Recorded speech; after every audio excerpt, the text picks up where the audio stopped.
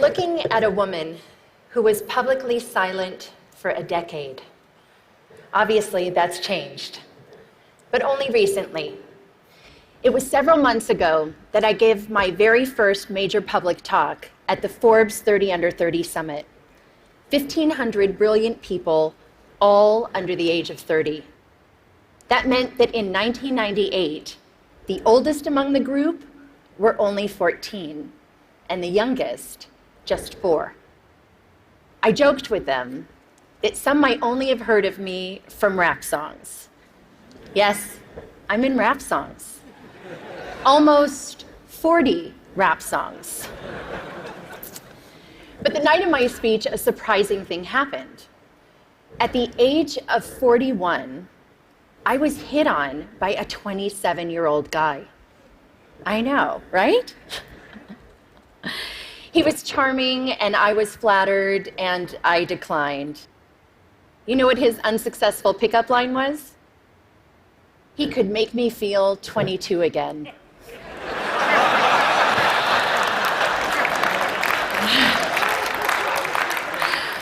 I realized later that night, I'm probably the only person over 40 who does not want to be 22 again.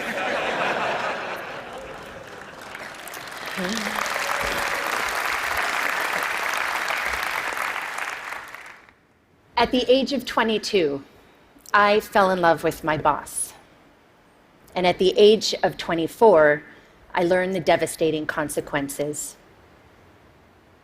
Can I see a show of hands of anyone here who didn't make a mistake or do something they regretted at 22? Yep, that's what I thought.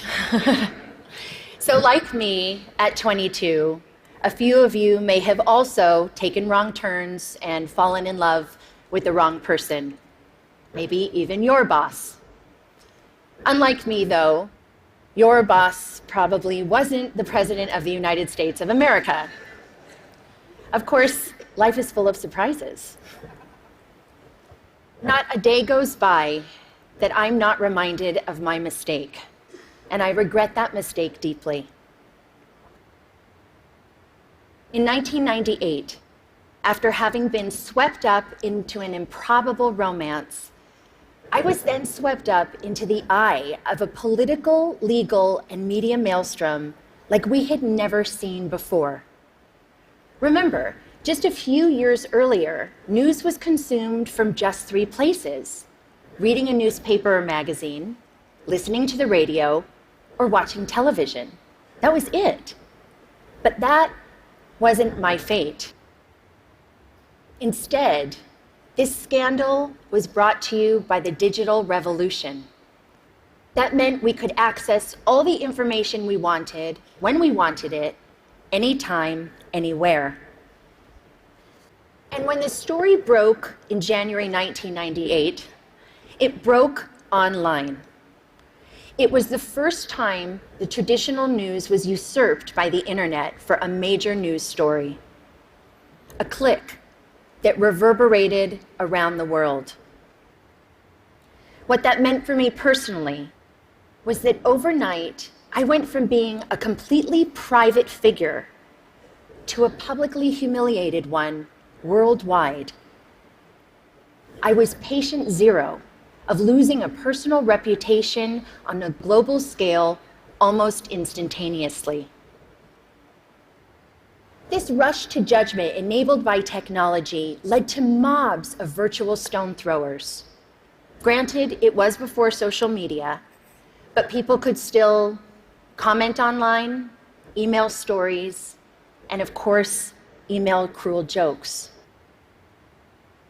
News sources plastered photos of me all over to sell newspapers, banner ads online, and to keep people tuned to the TV.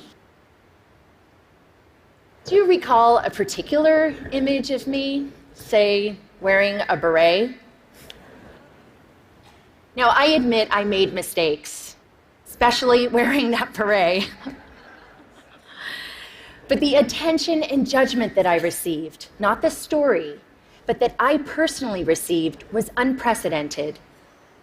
I was branded as a tramp, tart, slut, whore, bimbo, and of course, that woman. I was seen by many, but actually known by few. And I get it. It was easy to forget that that woman was dimensional, had a soul, and was once unbroken.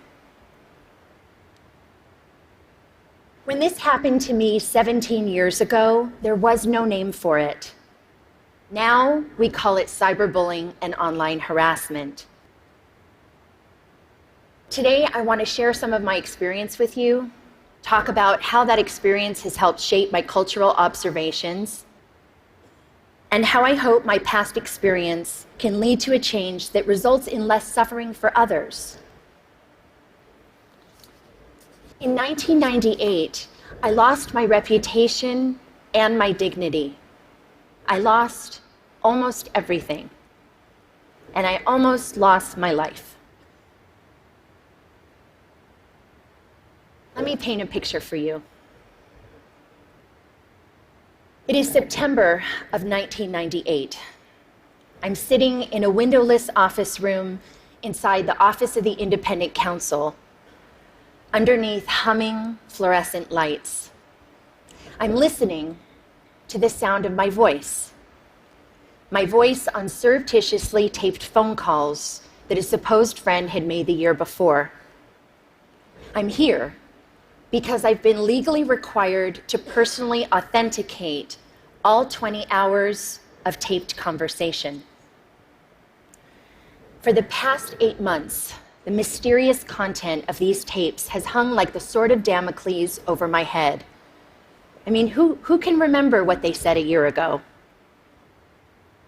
Scared and mortified, I listen. Listen as I prattle on about the flotsam and jetsam of the day. Listen as I confess my love for the president and, of course, my heartbreak. Listen to my sometimes catty, sometimes churlish, sometimes silly self being cruel, unforgiving, uncouth. Listen deeply, deeply ashamed to the worst version of myself, a self I don't even recognize. A few days later, the Starr Report is released to Congress, and all of those tapes and transcripts, those stolen words, form a part of it. That people can read the transcripts is horrific enough. But a few weeks later, the audio tapes are aired on TV and significant portions made available online. The public humiliation was excruciating. Life was almost unbearable. This was not something that happened with regularity back then in 1998. And by this, I mean the stealing of people's private words, actions, conversations, or photos, and then making them public.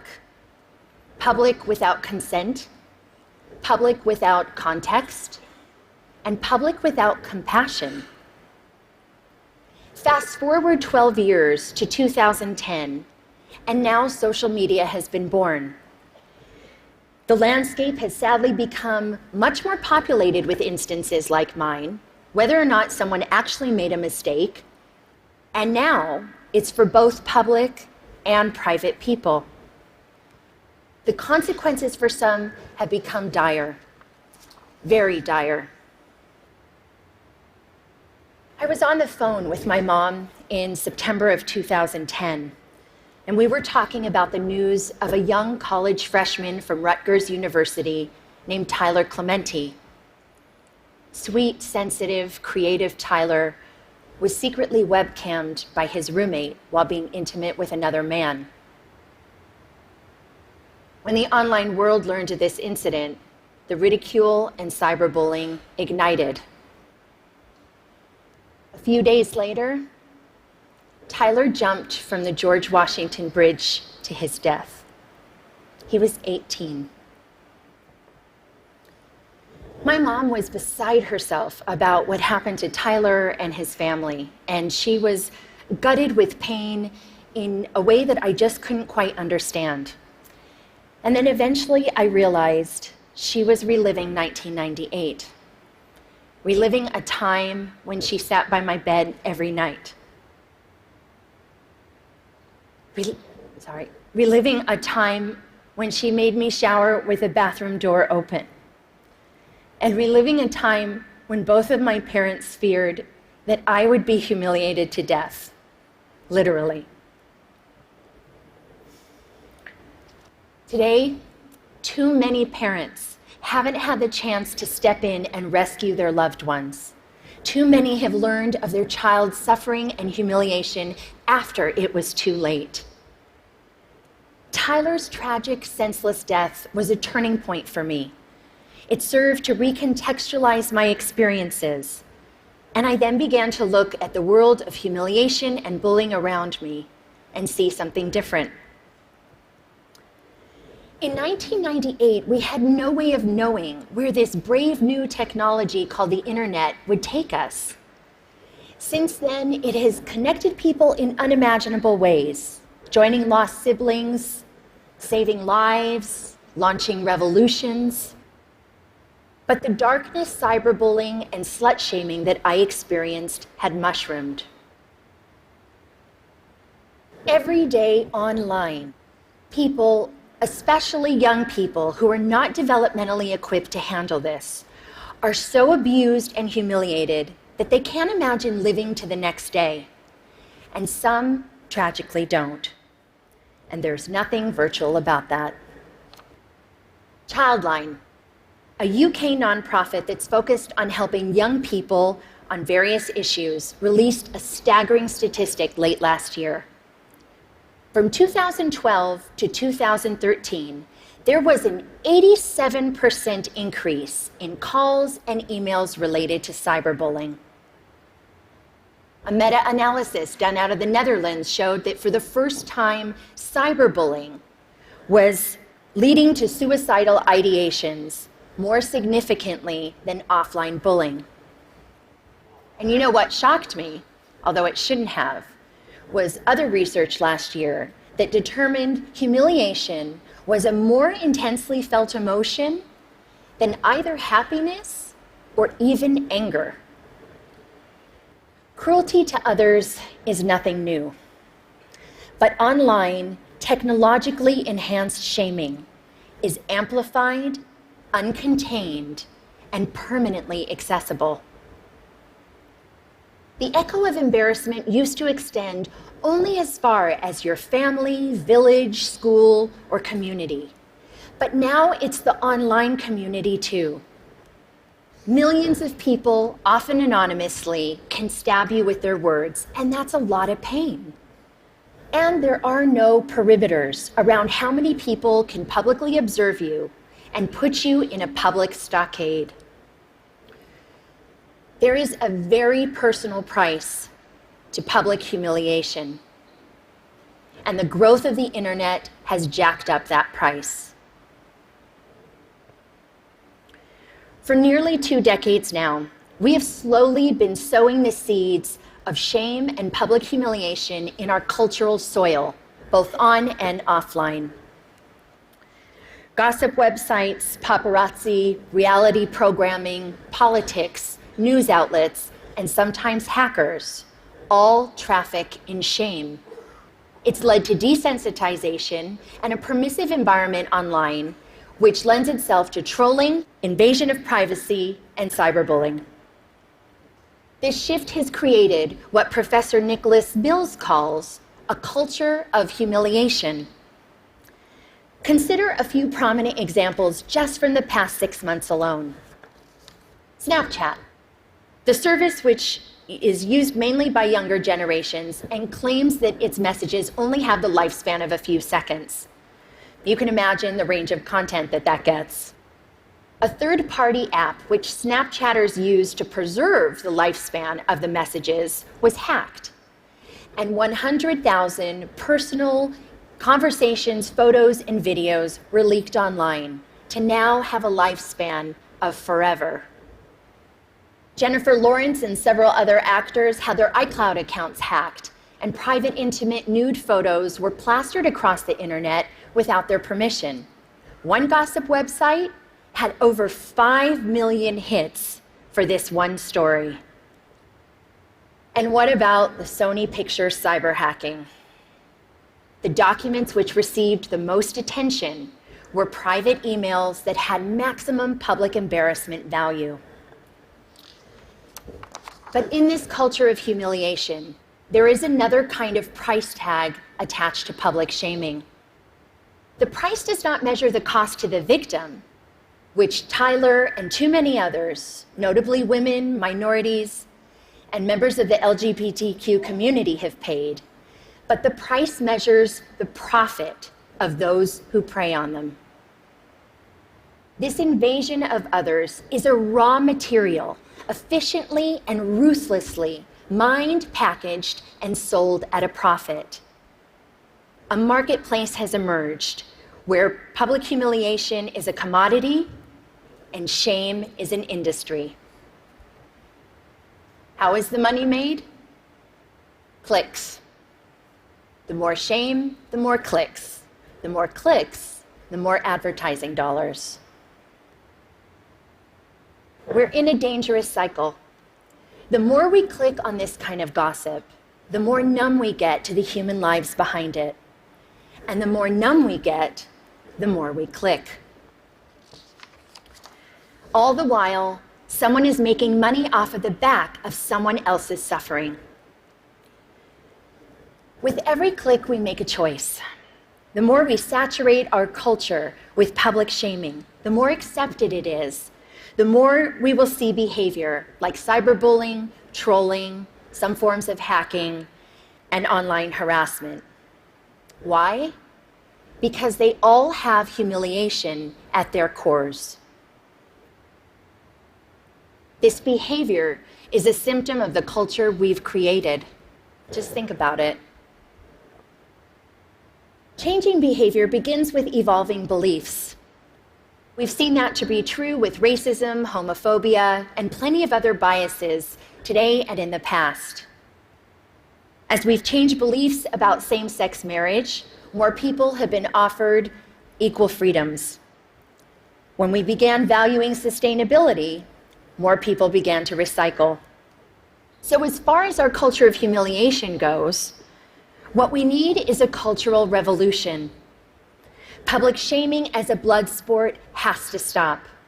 And it's time for an intervention on the internet and in our culture. The shift begins with something simple, but it's not easy. We need to return to a long-held value of compassion and empathy. Online, we've got a compassion deficit, an empathy crisis. Researcher Brené Brown said, and I quote, "Shame can't survive empathy. Shame cannot survive empathy." I've seen some very dark days in my life. It was the compassion and empathy from my family, friends, professionals, and sometimes even strangers that saved me. Even empathy from one person can make a difference. The theory of minority influence, proposed by social psychologist Serge Moscovici, says that even in small numbers, when there's consistency over time, change can happen. In the online world, we can foster minority influence by becoming upstanders. To become an upstander means, instead of bystander apathy, we can post a positive comment for someone or report a bullying situation. Trust me, compassionate comments help abate the negativity. We can also counteract the culture by supporting organizations that deal with these kinds of issues, like the Tyler Clementi Foundation in the US. In the UK, there's Anti-Bullying Pro, and in Australia, there's Project Rocket.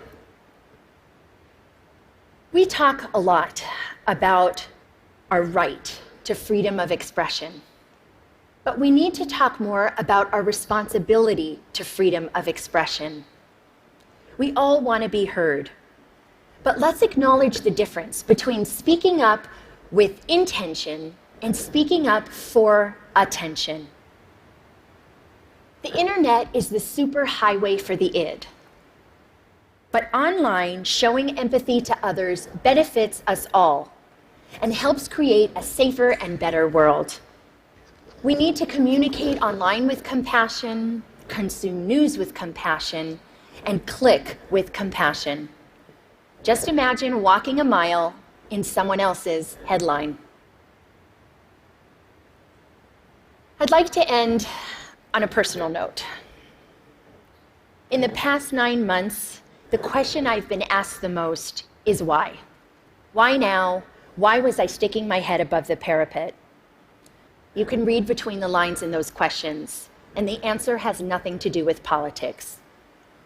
The top note answer was and is because it's time.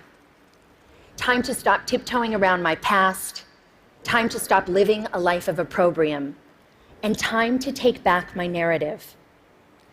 It's also not just about saving myself. Anyone who is suffering from shame and public humiliation needs to know one thing. You can survive it. I know it's hard. It may not be painless, quick, or easy, but you can insist on a different ending to your story. Have compassion for yourself. We all deserve compassion, and to live both online and off in a more compassionate world. Thank you for listening.